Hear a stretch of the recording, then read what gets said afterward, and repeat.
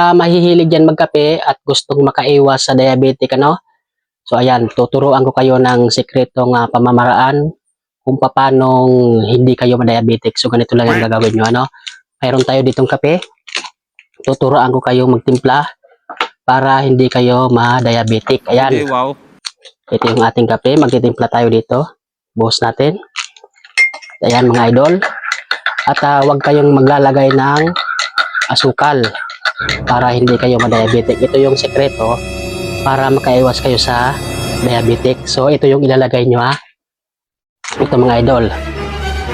Ito yung ilalagay nyo. Tatakpato. Yan ang ilalagay ninyo sa kape. Yan. Para hindi kayo ma-diabetic. Ayan lang mga idol Yan. Pagkatapos yung mailagay yan, siyempre, magkakape-kape na tayo ngayon. So, nakaiwas ka na sa diabetic, hindi ka pa madadiabetes. So, ayan. So, tikman natin.